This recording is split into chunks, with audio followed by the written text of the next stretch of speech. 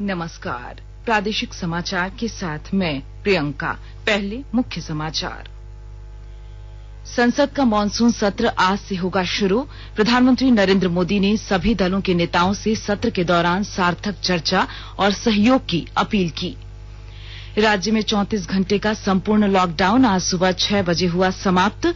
नियम तोड़ने वालों से वसूला गया 1,25,000 रुपए जुर्माना। दुमका के विश्व प्रसिद्ध वासुकीनाथ धाम में कोरोना संक्रमण के कारण लगातार दूसरे वर्ष नहीं लगेगा श्रावणी मेला। सोशल मीडिया पर प्रतिदिन आरती का होगा सीधा प्रसारण।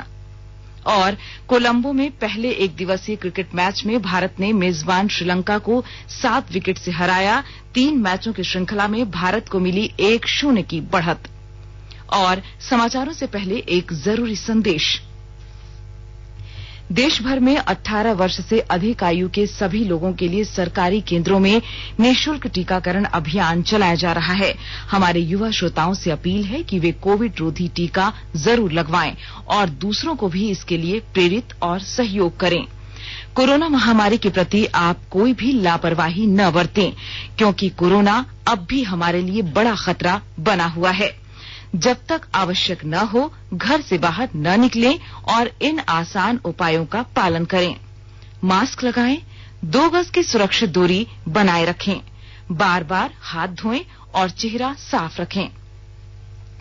कोविड से संबंधित जानकारी और मार्गदर्शन के लिए राष्ट्रीय हेल्पलाइन काम कर रही हैं। इनके नंबर हैं 011-2397-8046 और 1075। इसके अलावा राज्य हेल्पलाइन नंबर 104 डायल कर समस्या का त्वरित समाधान लिया जा सकता है। और अब समाचार विस्तार से। संसद का मॉनसून सत्र आज से शुरू हो रहा है। इससे पहले कल प्रधानमंत्री नरेंद्र मोदी की अध्यक्षता में संसद भवन में सर्वदलीय बैठक हुई। संसद के दोनों सदनों की कार्यवाही सुचारू रूप से चलाने के लिए राजनीतिक दलों का सहयोग प्राप्त करने के उद्देश्य से यह बैठक बुलाई गई थी। प्रधानमंत्री ने बैठक में कहा कि संसद में सार्थक चर्चा होनी चाहिए। उन्होंने जनप्रतिनिधियों के सुझाव को मूल्यवान बताते हुए भरोसा दिलाया कि इन पर अमल करने का पूरा प्रयास किया जाएगा। प्रधानमंत्री ने कहा कि देश में लोकतंत्र की स्वस्थ परंपरा के अनुरूप संसद में आम जनता से जुड़े मुद्दे सौहार्दपूर्ण तरीके से उठाए जाने चाहिए और इस पर सरकार को जवाब देने का मौका दिया जाना चाहिए। श्री मोदी ने कहा कि चर्चा के लिए सौहार्दपूर्ण माहौल बनाना सबकी जिम्मेदारी है। उन्होंने विश्वास व्यक्त किया कि संसद का सत्र बिना किसी व्यवधान के पूरा हो जाएगा। राज्य में 34 घंटे का संपूर्ण लॉकडाउन आज सुबह 6 बजे समाप्त हो गया। लॉकडाउन का असर राजधानी रांची समेत राज्य के कई शहरों, गांव, कस्बों और गली मोहल्लों में भी देखने को मिला। मुख्य सड़क मार्गों पर ट्रैफिक पुलिस ने वाहन सवारों को रोककर बाहर निकलने का कारण पूछा और वैध कारण नहीं बताने वालों के ऊपर कार्रवाई की और चालान भी काटा। पूरे राज्य में लॉकडाउन उल्लंघन मामले और बिना मास्क वाले 1,820 लोगों से 1,25,000 रुपए जुर्माना वसूला गया। संपूर्ण लॉकडाउन के दौरान पुलिस ने विशेष चेकिंग अभियान चलाकर राज्य में बाहर से आने वाले भारी वाहनों की भी लगातार जांच की। इस दौरान दवा की दुकानें, दूध के स्टोर, नर्सिंग होम और अस्पतालों को छोड़कर सभी प्रतिष्ठान बंद रहे। राज्य में कल कोरोना से संक्रमित 32 नए मरीजों की पहचान की गई है, जबकि 42 मरीज इस बीमारी से स्वस्थ हो गए। सबसे अधिक रांची में 10 नए मामले मिले हैं, जबकि धनबाद में 4, पूर्वी सिंहभूम में 5, हजारीबाग में 3 और बोकारो में 2 नए मरीज मिले हैं। 12 जिलों में एक भी नए मरीज नहीं मिले हैं, जिनमें चतरा, दुमका, गिरिडीह, गोड्डा, गुमला, जामताड़ा, खूंटी, लोहरदगा, रामगढ़, सरायकेला खरसावां, पश्चिमी सिंहभूम और सिमडेगा शामिल हैं। राज्य में सक्रिय मरीजों की संख्या फिलहाल 327 है। इधर राज्य में कल 27,429 लोगों को कोरोना का टीका लगाया गया। इसमें 20,749 लोगों को टीके की पहली डोज और 6,680 लोगों को टीके की दूसरी डोज लगाई गई। राज्य में अब तक 82,84,616 लोगों को कोविड की वैक्सीन दी जा चुकी है। वहीं राज्य के पास करीब 64,000 कोविड वैक्सीन की डोज उपलब्ध है।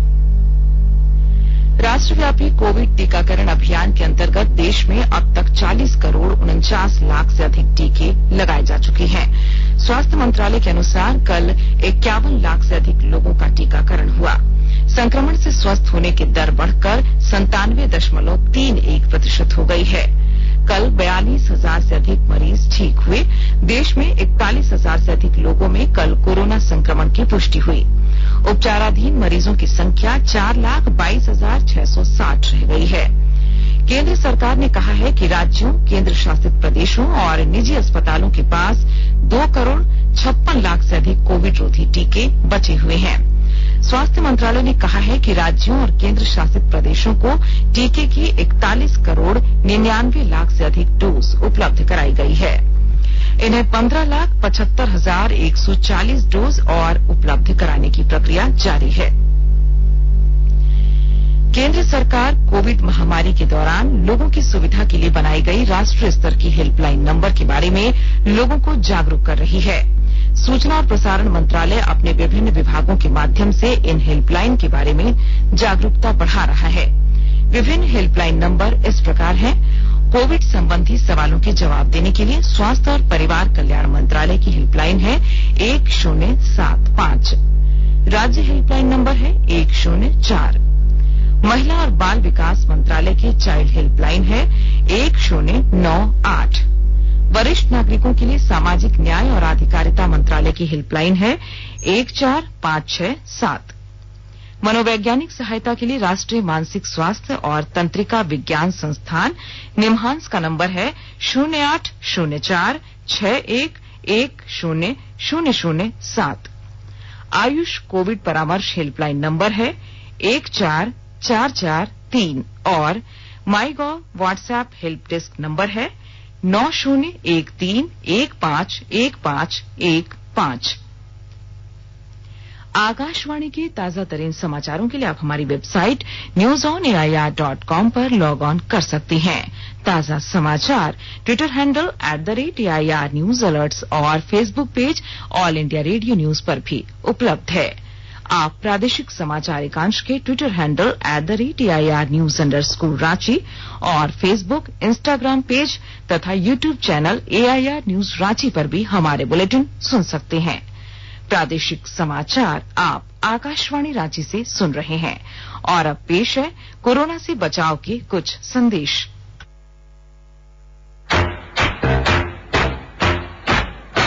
चलो मिलकर एक शुरुआत करें, चलो एक फैसला आज करें, मास्क नहीं तो टोकेंगे, कोरोना को रोकेंगे, चलो एक वादा करते हैं, चलो एक वादा करते हैं, मास्क नहीं तो टोकेंगे, कोरोना को रोकेंगे। भारत सरकार द्वारा जनहित में जारी। कोविड-19 से बचाव और सुरक्षित रहने के 3 उपाय। मास्क लगाएं, 2 गज दूरी है जरूरी, सुरक्षित दूरी रखें, हाथ और मुंह साफ रखें।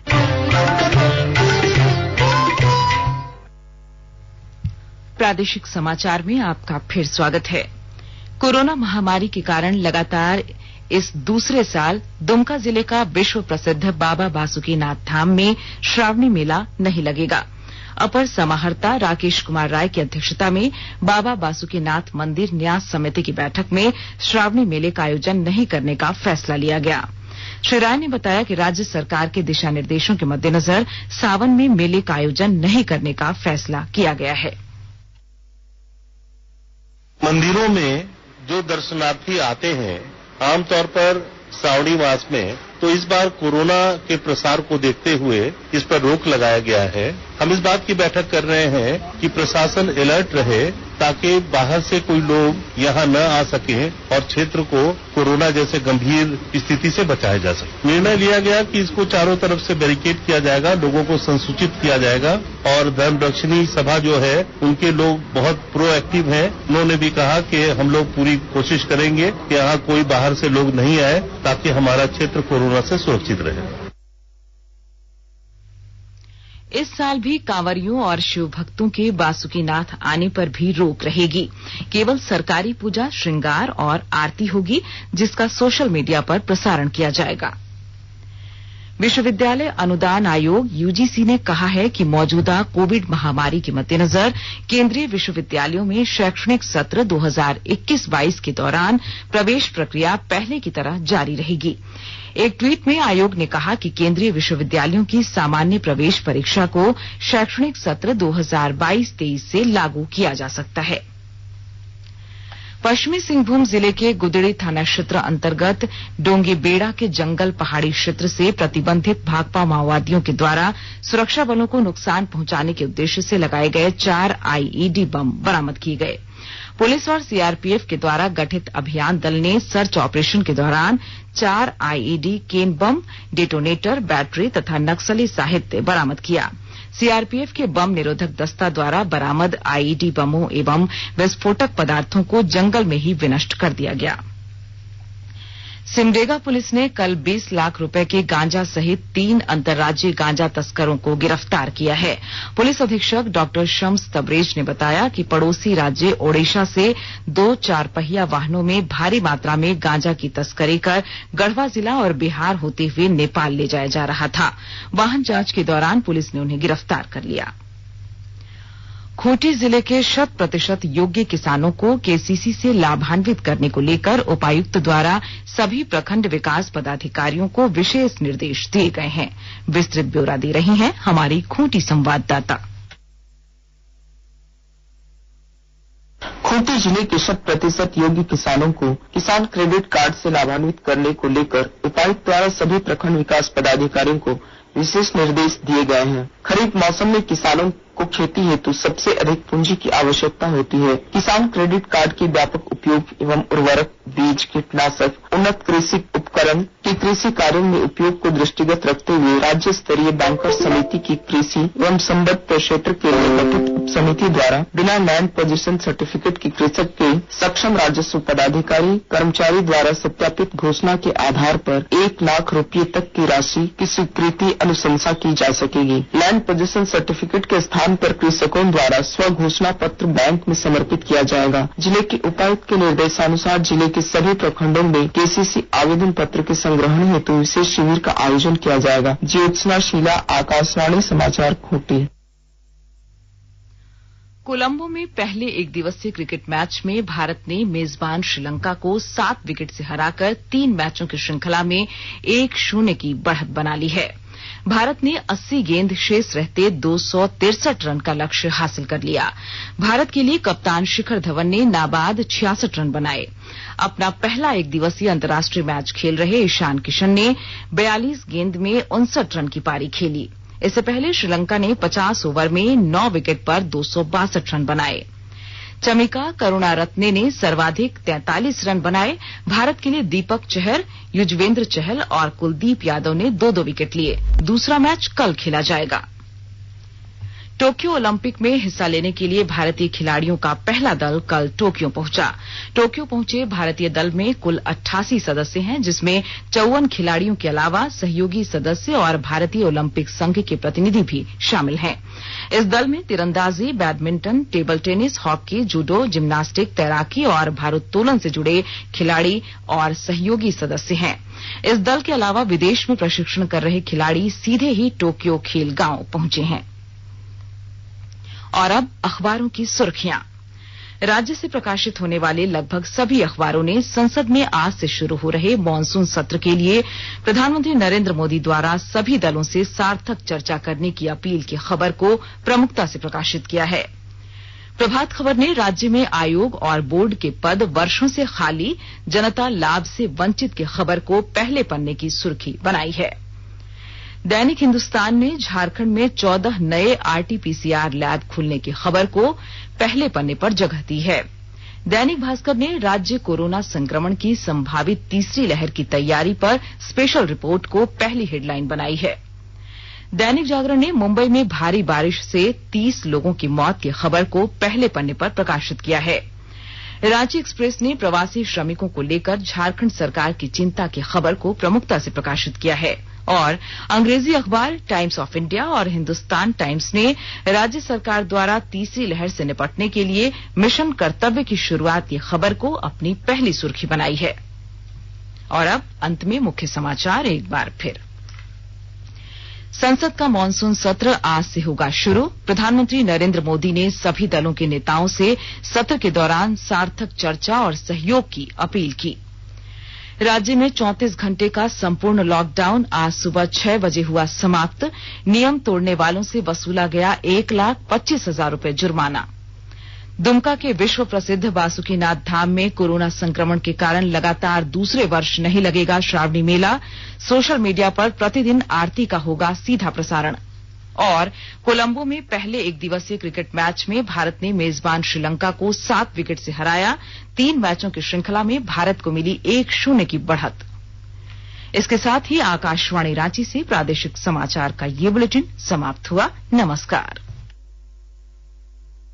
घर में रहिए, सुरक्षित रहिए और सुनते रहिए आकाशवाणी।